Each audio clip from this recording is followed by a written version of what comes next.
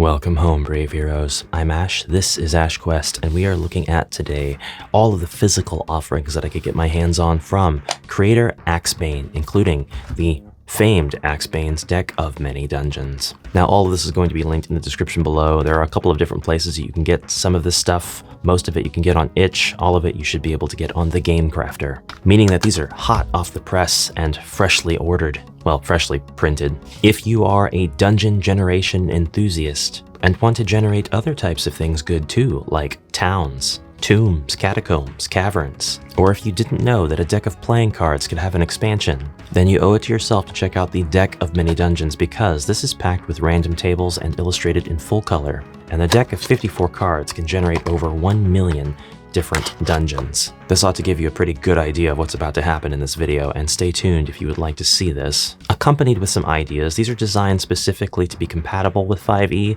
but you could really convert these to any system, including our beloved dungeon crawler prominently featured right here on the channel. It's a deck of 54 cards, and 2 of them are jokers, and you remove the jokers because they have the instructions on them. And you are supposed to remove the ace and king cards as well. And if you want a smaller dungeon, you'll also remove the jack and queen cards. Even if you do that and you are left with the 9 cards per suit, this is still 36 cards. The factorial of 36 is like in the quintillions. It is a huge number. Anyways, stay tuned. I'm going to give you ideas on how to use this, although it's going to be very self-evident if you're already a 5e player. At least one of the ways to use this, and that is dungeon generation. We're going to use these joker cards as instructions really quick by reading them and getting instructions, but I feel like I've went off on a tangent and I need to finish reading the box. These are designed to be the ultimate pocket game master's tool. These cards can help you make the most of your prep time. You can also use them on the fly during your next RPG session when your players decide to go in a completely different direction than you anticipated.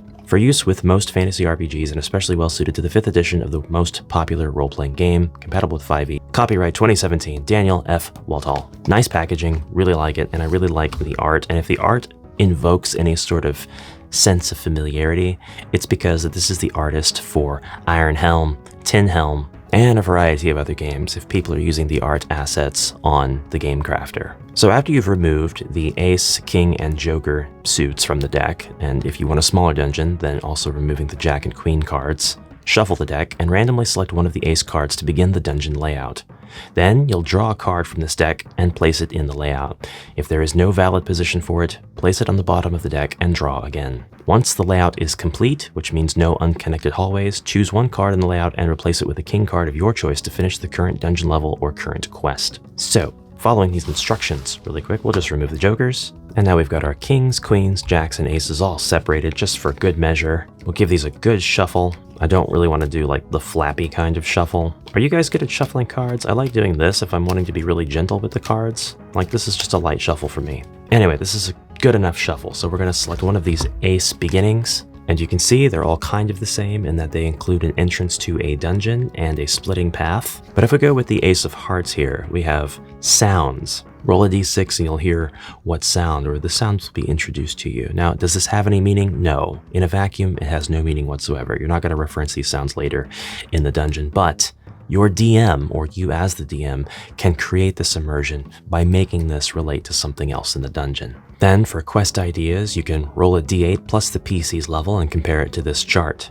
And all of the cards have these highly useful charts just popping up all over, sometimes in multiple sections on a card, that will give you the basis for a dungeon. So for this quest idea, we'll roll a d20. Not a d20, we'll roll a d8. We'll pretend that I have a d8 here. This is actually a d10, but I rolled a 5. That's a valid number. And my PC's levels are a 1. It's their first dungeon, so it's a 6. So rumors of 200 gold points on dungeon level 2.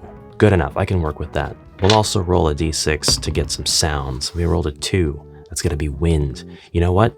Perfectly normal, perfectly good start to our dungeon. Now, exactly where you're going to put these cards while you're building your dungeon and narrating it for your players, well, it's going to be on the play area. So if you've got like a dry erase board or something and you're drawing on that to create the dungeon, you could actually just emulate the art on these cards. You can get the general idea of what's going on here, just create your own. But this could get pretty big and unwieldy, so I wouldn't recommend doing that, at least not until you have built out the dungeon, perhaps behind your screen or ahead of time. game. And that's honestly the best way to use these if you're comfortable doing stuff on the fly, or perhaps if you've got very, very tiny tokens that you can place directly on the cards. I don't think that that's how they were intended to be used, but you could still do it. Build this in your own time before the game actually starts. So let's get back to the instruction card before we get too carried away. We were supposed to select one of the ace cards to begin the dungeon layout, and we've done that. We're going to continue drawing cards from the deck and placing them in the layout, and then once the layout is complete, we'll choose a card in the layout and replace it with a king card.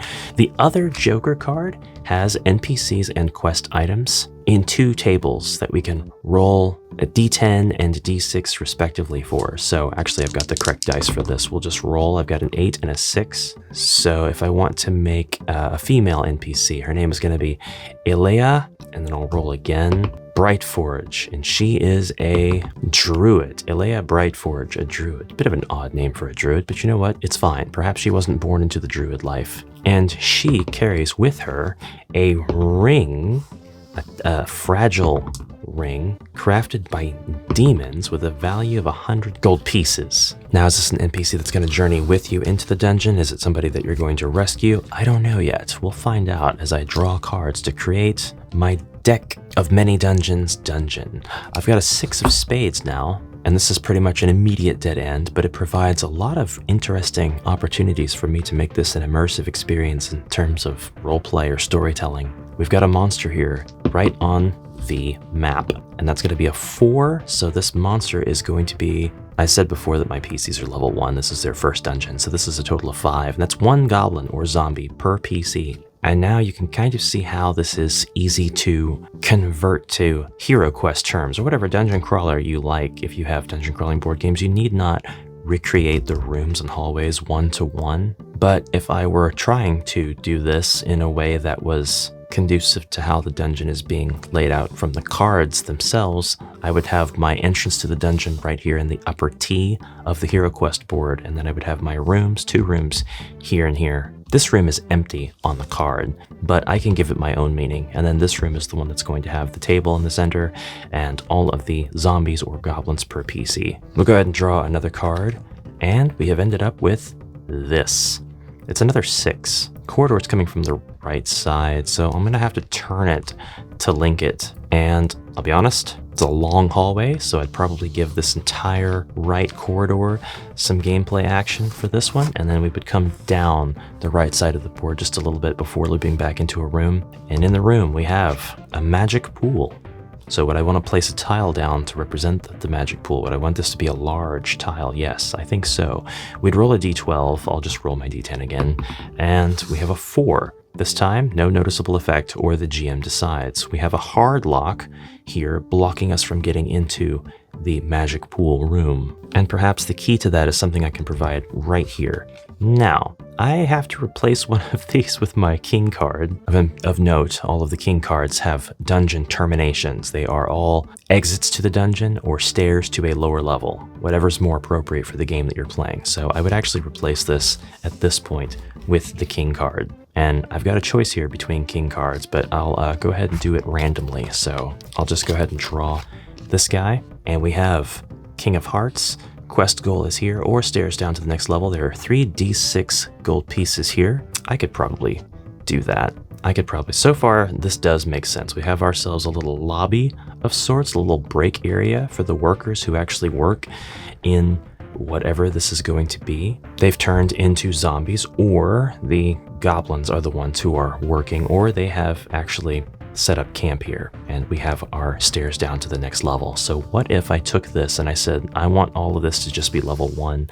I'll just save that layout. And by the way, before we even start to generate level 2, how easy is it to share dungeons with other people? You can say 6 of spades, ace of hearts, king of hearts. That's dungeon level 1. If you wanted to specify which direction the card has to turn, you don't have to do that. I mean, this has 1 exit, so I mean, obviously it's going to connect like this. But if you have multiple corridor cards, rather cards that have more than 1 exit on the card, I think that's still something that would be evident by the layout of how you're sharing things. So like, you know what, these don't get super complex. I won't make it super complex, but I will say that this is a very, very easy thing to share with somebody else who has a deck of many things, and then they can just recreate this exact same dungeon. So in a way, you have very, very shareable dungeons. And you could easily say, hey, it's a 6 of spades, ace of hearts, king of hearts, and then the values are, 5, 2, 5. 525, and that's going to set up the story for the DM that you're sharing the quest with as well. Let's go down to dungeon level 2. We need to grab another ace. No, they're over here. We'll just go ahead and set that down, and we're going to draw a card, and that's a corridor. We'll draw this card, and that's a corridor. We'll draw another card. This is a termination point, dead end. We have 2 more cards we can draw for these endpoints here. That's a dead end, and then this is a dead end as well. So actually we're at a point where we can draw a king card to terminate this dungeon successfully or legitimately. Both of those words apply actually. And this will be the card that we use. It's fine. It's a quest goal or stairs down to next level. No other details on the king card. That's true of all the king cards. There's graphics here for flavor, but I mean, you can do whatever you want with them. And in this case, all the thinking is done for us. Let's go ahead and say, take away the magic pool and put this here. This is our layout. I guess you could share a layout that has dungeon rooms along both axes as 9 of spades, and then carriage return, 4 of clubs, ace of clubs, 3 of spades, king of spades, carriage return, 9 of diamonds. We don't need to do quest ideas, since we already know what our quest idea is for this dungeon in general. Have your PCs go ahead and choose a door and start their adventure. If they travel down the left corridor, we've got, on the 4 of clubs, a monster table, d6 plus the PC's level. Again, a 1, so if PC's level 1, there's no monsters here. They're lucky. Going around the corner, they are going to smell rotting flesh. That's not good.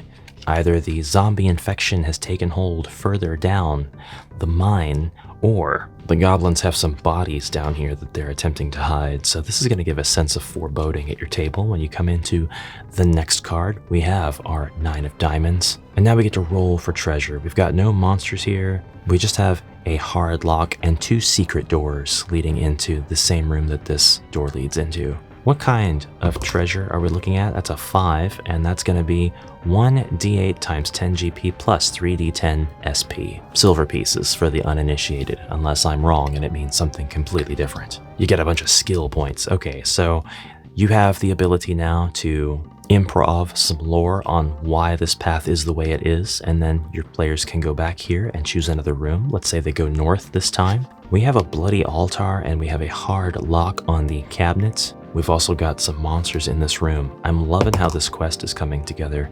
2, a total of 3 for 1 blink dog or acolyte per PC. Yeah, you can retrofit these monsters to be whatever monster you like, whatever monsters are in your game system.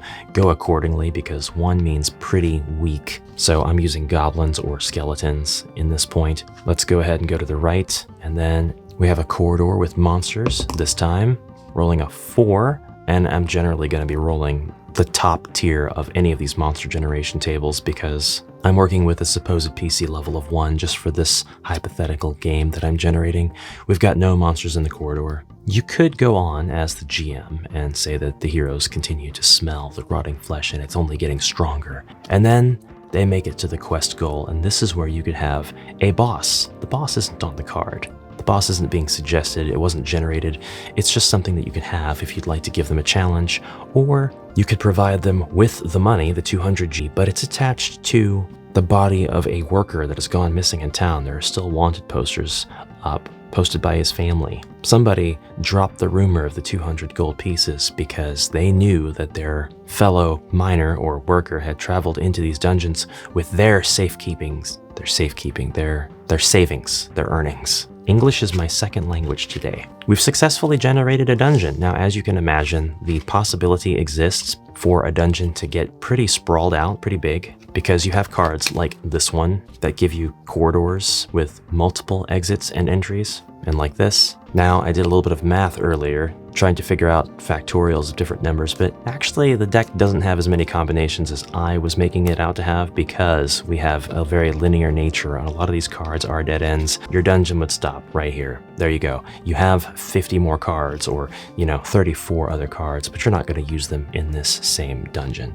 You will go ahead and generate that room, but now it's a dead end. So The 1 million or over 1 million dungeons point, I would definitely still agree with and support and push, but it wasn't in the hundreds of millions of billions of trillions like I was thinking. However, you, as a creative and competent GM, could absolutely make secret doors on every single one of these cards in a predefined place that would allow your players to traverse to another dungeon room. And that would actually make the sizes of all of this a little bit actually as big as you wanted them to be. With 2 decks of mini dungeons, you're not really going to increase your chances of getting a particular set number of rooms, but if you take out the linking cards like the 4s, 3s, 2s, looks like the jacks also are corridors, but you know, the jacks and the queens, they're corridors with perhaps attached rooms that have events and tables to roll on. So I can see why you'd want to take those out of the deck if you're trying for a smaller game or the generation of a shorter dungeon. Makes sense now. Okay, so I just took out the corridors. That's all I did. And mixing these into this deck, you're still going to have the ability to put all the cards in one box. But this is 20 cards. This is 5 suits of 4 cards each, all representing continuation, not just dead ends. So now we have given ourselves longer dungeons by including them, and because all of the cards have their lovely identifier in the top left corner that tells you exactly what rank and suit the card is, you can separate these anytime you want. I'm able to do this because I bought 2 decks of mini dungeons. This is not like a built-in feature. This is just something you can do if you'd like your dungeons to be a little bit bigger. I'm shuffling, but I don't have all of my cards together. Okay, so this time again, we've taken all of our aces and all of our kings out of the deck. We're gonna follow the instructions again. We're randomly choosing an ace. Just pretend I randomly pulled that. We won't do anything with our kings yet, and we're gonna start drawing cards. Okay, very good, very good. This is going to be a massive dungeon. I think I'd like it to loop back on itself though. There we go, very nice. Big fan, big fan. Maybe too many corridors actually. Go ahead and throw a corridor up here. Okay, finally I've got a dead end. Let's go ahead and make that dead end up here. And we have another dead end. I can do this, I'm legally allowed. We can go ahead and do like this number here. Maybe actually like this. I'll give you guys a better look at this here in just a second. Okay, we've got our 7 and we've got our 5. Isn't this cool? Isn't this an interesting and neat way to make an adventure? You don't have to even use this like one-to-one, converting it for your dungeon or the adventure that you're trying to generate. You can just use the principles to represent what you'd like to translate to your board. And I mean, all of the dungeon crawling classics are here. We have traps, we have secret passageways, we've got monsters, and we have lots of different monsters. It's not the same monster table on every card. Like, these 2 cards both have monster tables. They're both wildly different. We've got zombies, half-ogres, bandit captains, bugbears, orc war chiefs on one, bugbears, centaurs, owlbears, ghasts, and trolls on the other. And you've even got substitutions recommended, like or half-ogre, druid, yeti, were-rat, umber hulk. All of these have got alternatives. Okay, so I hear you. You're saying, Ash, I wish that there was an expansion to this that made the adventures even more varied. Something that would really bring out the power of this deck. Well, the creator must have heard you as well, because that's where the Deck of Many Dungeons expansion comes into play. Now, we don't get a fancy package, but we do get cards that, by the number, will fit perfectly in with our Deck of Many Dungeons existing box. So what do we have here? We've got 2 instruction cards and 16 cards that will go right into our existing Deck of Many Dungeons. And what do our extra cards say? Actually, they aren't jokers and they're not instruction cards. They're just a ton of generator tables. We have a random trap generator here, rolling a d12. This gives you the trap type, the difficulty to spot and disarm it, the trigger, and the damage that it causes. We have the random quest generator. This is lovely, and take note, people who are generating systems to make random quests, this is all you really need. It's just 1 card, 1 table. NPCs and quest items, again, this is a completely different list than what was on the first card. And items, again, type, crafted by, value, and minor/carried treasure. I like this as a table for basically loot rewards. So this deck is much smaller, but it comes with ways to expand adventures from your first deck, and to that effect, it comes with kind of a strange number of cards here. I thought it was going to be like queens, jacks, king. It's 4 queens, 4 10s, 4 4s, 2 3s, a king, and an ace. So you have 1 new dungeon entrance, 1 new dungeon exit, and you get little green leaves to indicate that this is part of the expansion. This is like the Elven architecture expansion. So you're gonna have more nature things, even if nature sometimes takes a horrific turn. Our 4 suit provides us with extra corridors, so this will definitely provide a way to enhance and expand your Deck of Many Dungeons game. More hallways with monsters, mysterious NPCs, such as let's just roll this twice and add the results together, 10. Human wizard studying arcane item. And then we'll roll to see what that arcane item is on one of these nice tables. In this case, this silly wizard is studying why am I not rolling inside of a staff of an unknown type, which tracks, that was crafted by gnomes. It has a value of 200 gold pieces, but he doesn't care about the value. He's interested in its intrinsic properties, what makes it mystic, and you're interested in shoving him down the pit so you can take this gnome staff. Okay, I did say that these would fit in the box, and they do and will and can and would. Except I do have extra cards in here from my second Deck of Many Dungeons, so I'm gonna have to sort myself out. Okay, it's time for part 2 of this video. The micro map packs. You can basically use these the same way, but they do not have suits or ranks. Rather, they are just dungeons in your pocket. Each card is its own entire little dungeon system. You can give each card your own title. You can make your own notes on the back of the card.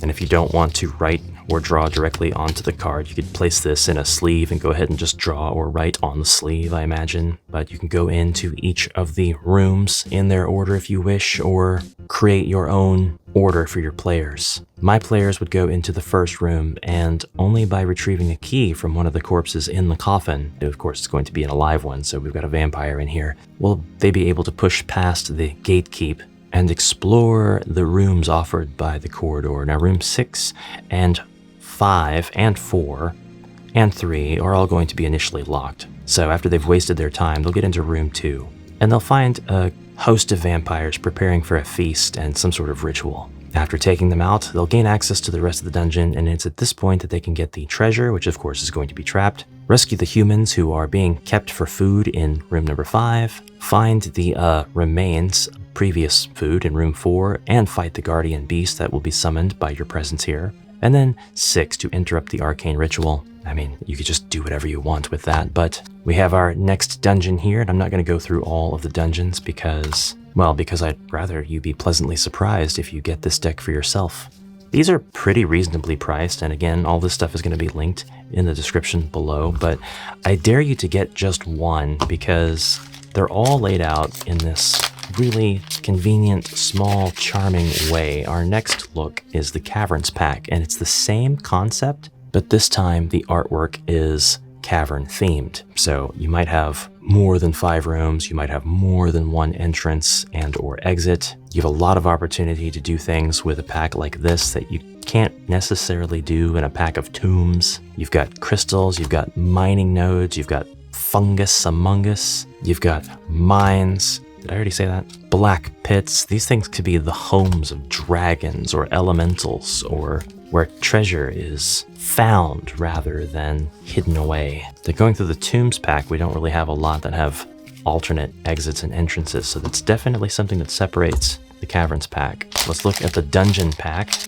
see how classical we can get. Everything's pretty straight-laced. We do have some secret doors laid out here. We've got some locks, just like we do with the tombs pack. Illustrations here by AxeBane are lovely. They are a lot of fun to look at. Everything is super easy to make out. It's a charming and kind of addictive to keep looking at and keep discovering new things art style that I really appreciated seeing in Tin Helm and Iron Helm. Really made the game. I mean, those games have excellent mechanics, but the pairing of the art here is great. So our dungeons are definitely ready.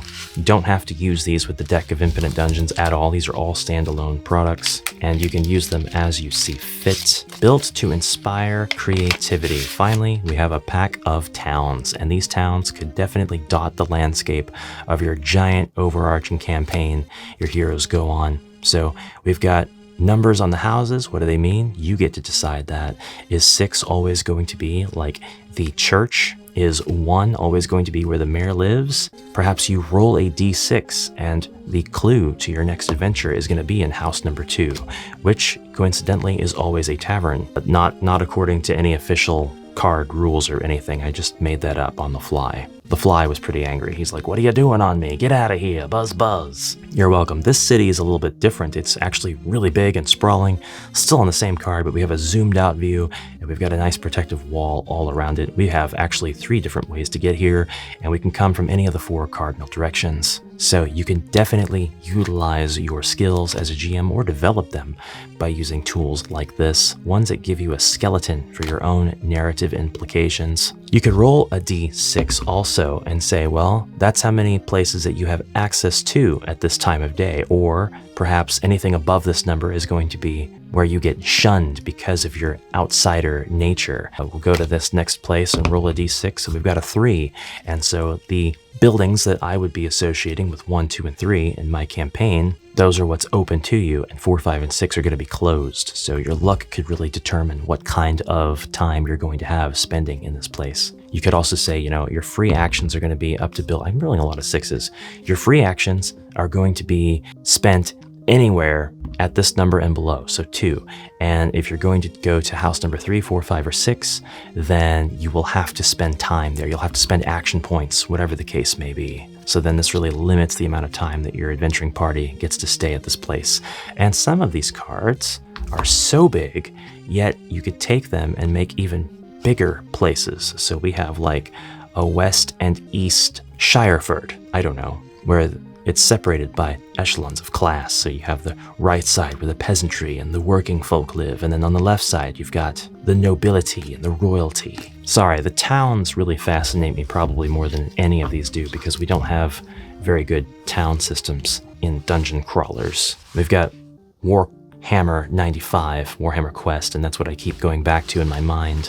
But we need more. We need more systems. We need more ways to interact. I guess it's possible also that if something's perfect that you can't really improve upon it. But you know, that it is what it is. And so these are the assets of AxeBane.